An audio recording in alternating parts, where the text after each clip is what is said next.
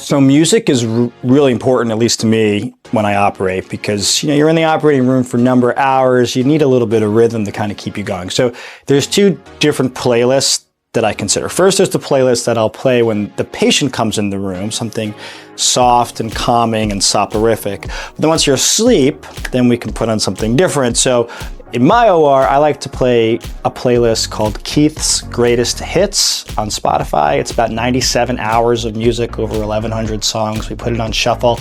It's got everything from reggae to hip hop to 80s to rock and roll. I mean, it's got a little something for everybody, and that kind of keeps the room moving, but yet isn't too distracting, and we get the surgery done and take good care of the patient. So I use Amazon Music. I have a playlist that's about an hour and a half, so I kind of know where we are in the surgery when it ends. People are like, where's your phone?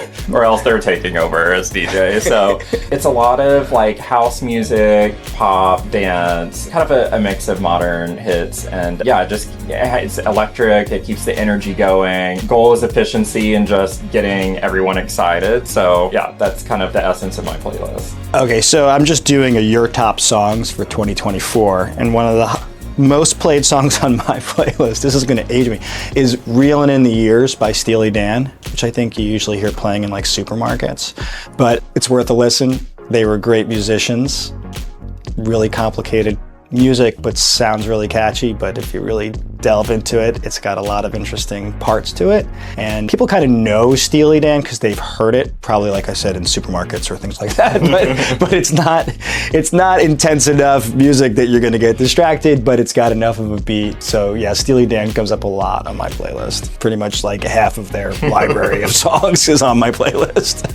All right, so one song, I do like country music, and there's quite a few country songs on my playlist. And Zac Brown Band, there's a few songs that come on, like that song Chicken Fried. People start singing along. They'll say they don't like country music, but that song comes on and they know all the words, which is sort of like this way of kind of outing everybody in the OR if really actually likes country. That's a good trick. People do say they don't like country music. Yeah, but then they start singing. Then they start singing those songs when they come on. So something, you gotta figure out what's going on with them. Yeah, what'll happen is if Rush comes on, I'll start singing to the detriment of most people standing around operating with me. Mostly because people won't really know any of the words to those songs, nor care, but I'll know all of them and be singing. So, Rush. So the song that is probably the best song to be operating to that comes up my playlist is Three Little Birds by Bob Marley. Because that comes on, everybody knows it.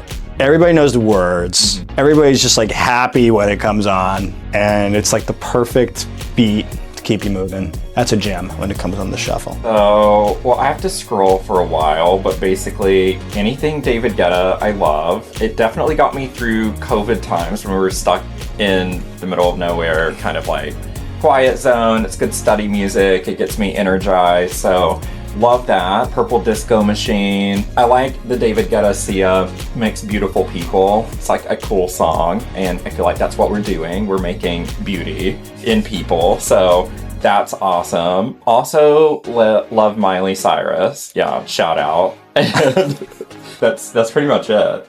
If it's a bad song, I'm just skipping it. So don't produce bad music.